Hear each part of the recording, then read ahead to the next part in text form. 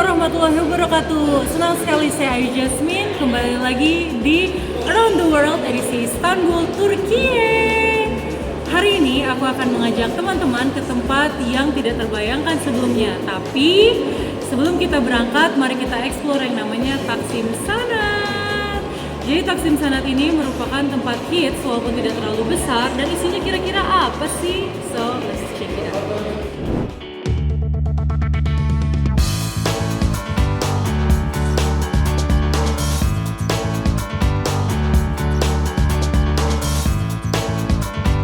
Jadi ini dari pintu masuk dari stasiunnya teman-teman, langsung ada undangan dari panitia Fotoraf Yarışması alias kompetisi fotografi.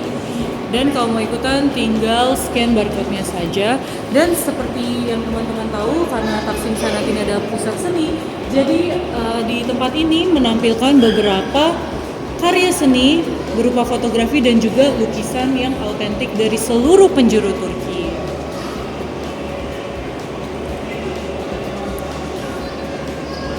Jadi teman-teman, Taksim Sanat ini atau lebih dikenal sebagai Taksim Art merujuk pada sebuah konsep seni yang berkembang di sekitar wilayah Taksim Square. Jadi ini kita sebenarnya sudah di Taksim Square, tapi belum keluar dari stasiun. Nah, jadi ini tuh dulu dibangun di abad 19, sudah lama ini sebenarnya. Jadi dulu Taksim Square itu kan tempat administratif ya di Istanbul. Kemudian mengalami modernisasi dan juga mengalami perkembangan di bidang seni, musik, dan intelektual. Nah, kalau di sini teman-teman lihat banyak sekali foto-foto dan juga nanti ada lukisan dari seluruh Turki. Kemudian Taksim ini memiliki identitas seni di Turki. Kenapa? Karena Taksim Sanat itu artinya art, mencerminkan hubungan yang erat antara seni dan identitas masyarakat Turki yang selalu berkembang terutama di bidang kesenian. Seni di Taksim tidak hanya mencakup seni tradisional di Turki seperti musik, tari, namun juga merangkul seni modern dan kontemporer alias modern yang menggabungkan elemen-elemen global. Selain itu, kawasan ini juga menciptakan ruang bagi para gerakan sosial dan politik dan juga seni yang sering menggunakan seni sendiri sebagai medium untuk menyampaikan pesan. Jadi secara keseluruhan, Taksim Sanat ini adalah cerita tentang perubahan, pengaruh global, dan ekspresi budaya yang berkembang di jantung Istanbul. Juga menjadikannya sebagai tempat yang penuh warna bagi seni dan budaya Turki. Jadi teman-teman, banyak sekali para seniman dan fotografer dari seluruh penjuru Turki, misalnya dari Mardin yang mengirimkan foto-foto cantiknya, dan para juri akhirnya memutuskan untuk memajang. Jadi foto-foto di Taksim Sanat ini selalu berganti ya, tidak itu-itu saja. Ini juga ada foto dari Konya. Konya adalah provinsi yang paling ujung di Turki dan penduduknya sangatlah religius. Kemudian ini juga ada dari Edirne. Edirne ini adalah provinsi yang berbatasan langsung dengan Bulgaria. Kiriman siapa ini? Hakan Atalay. Jadi itulah jalan-jalan kita di Taksim Sanat kali ini, karena Taksim Sanat ini merupakan tempat yang sangat penting bagi para fotografer di seluruh penjuru Turki. Jadi rasanya sayang sekali kalau teman-teman tidak datang ke sini.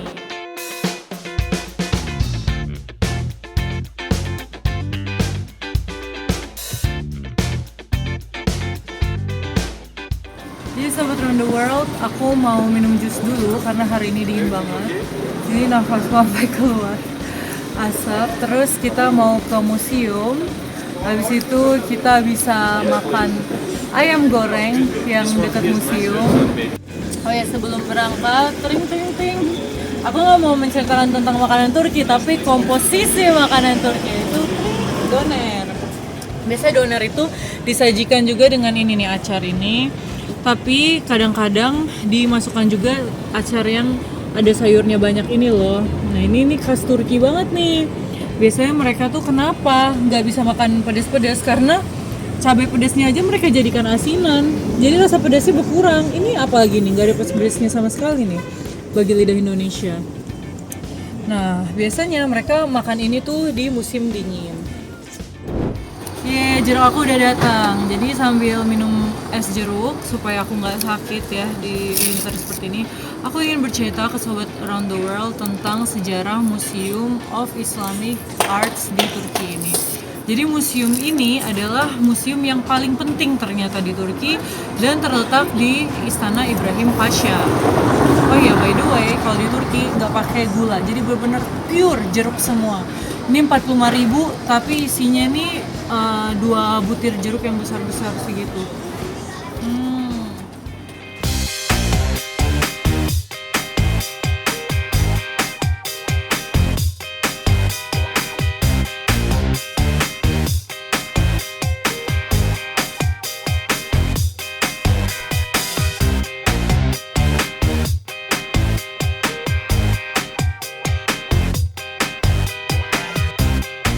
Oke, sedikit lagi kita sampai.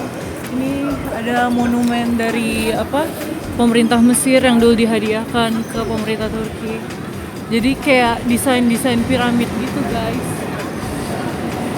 Sama yang satu lagi depannya itu juga dari pemerintah Mesir. Akhirnya kita sudah sampai, guys, di museum yang kita tuju dan alhamdulillah free karena kami punya museum pass. By the way, di sini banyak burung-burung lucu nih. Mereka bilangnya seagull, tapi nggak tahu kalau bahasa Indonesianya apa. Jadi kalau teman-teman mungkin bingung ini kok museumnya kayak rumah, karena ini tuh sebenarnya istananya Ibrahim Pasha yang tadi aku ceritakan di tempat jus. Ibrahim Pasha alias Pargalı nih, a most significant work of 16th century. Jadi yang paling penting di abad ke-16 adalah ya ini Istana Ibrahim Pasha yang mereka bilang. Dan Ibrahim Pasha alias Menteri Ibrahim itu menteri yang paling spesial karena sampai dinikahkan dengan adiknya Sultan, yaitu Hatice Sultan, jadi iparnya Sultan Sulaiman. Itu detailnya menara hadiah dari pemerintah Mesir. Kalau kita zoom itu dia kayak heliograf alias gambar, ya huruf yang menyerupai gambar. Jadi beginilah guys, dalamnya masih asli sekali ya. Bayangkan si Ibrahim Pasha nih betapa mewahnya untuk ukuran zaman dulu istananya. Etnografi Istanbul di abad ke-19. Dan ini adalah keran-keran Ottoman ya, khas ukirannya kalau kita masuk ke hamam. Seru banget.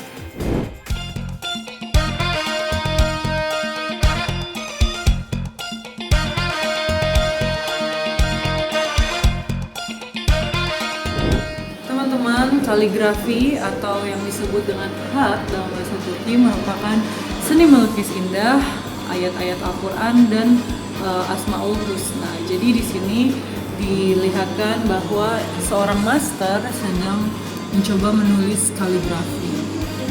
Dahulu kaligrafi merupakan pelajaran wajib di era Ottoman Empire dan juga mereka harus menguasai teknik menggambar dan menggunakan macam-macam pensil seperti yang kita bisa lihat.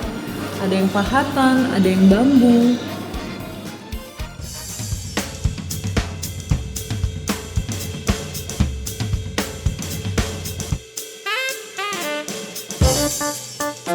Lalu bagaimana sih orang-orang, terutama wanita di zaman Ottoman dulu berpakaian? Oke, di museum ini juga ditampakkan. Ini adalah pakaian mereka sehari-hari ya. Jadi mereka itu semakin detail, semakin mahal. Biasanya mereka menggunakan jubah-jubah seperti ini untuk tidur. Bahkan setelah dari hamam saja mereka menggunakan jubah. Kemudian kalau di wedding day atau pernikahan, mereka memiliki busana yang berbeda-beda di setiap malamnya. Ini untuk wedding day saat akadnya, kemudian pestanya, kemudian ini kena gejesinya alias malam henanya.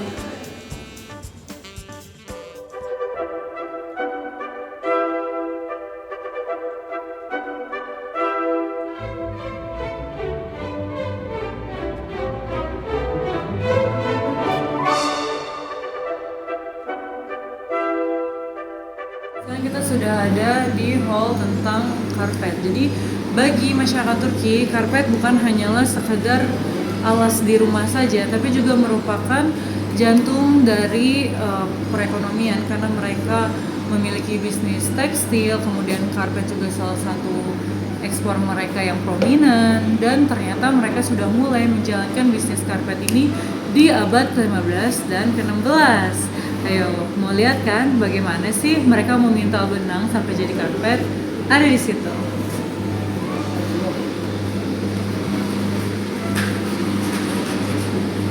Ini adalah mesin pemintalnya. Kemudian ternyata tidak cuma mesinnya ya, tapi ada kaki-kakinya.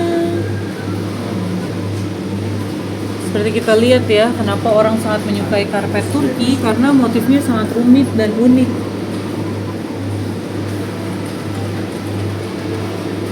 Sampai di kehidupan sehari-hari pun masyarakat Turki masih menggunakan karpet, bahkan sampai di kamar mandi loh. Kalau teman-teman suatu hari main ke rumah teman yang Turki gitu, pasti di rumahnya minimal ada 5 karpet. Dari ukuran besar, sedang, kecil, semuanya dikasih karpet.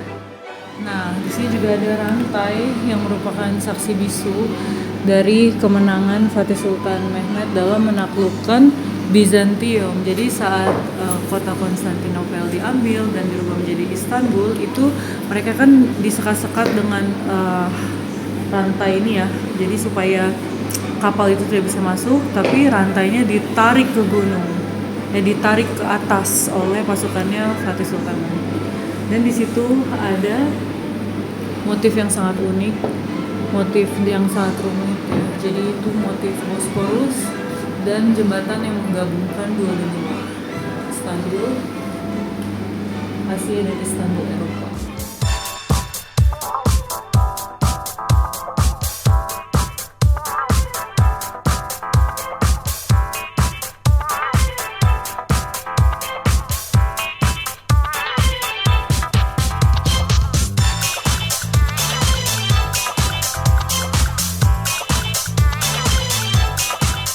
Teman-teman, aku udah lapar banget. Kayaknya kita akan ke daerah Beşiktaş untuk makan ayam goreng merek lokal Turki yang kata teman-teman aku enak banget. Let's go!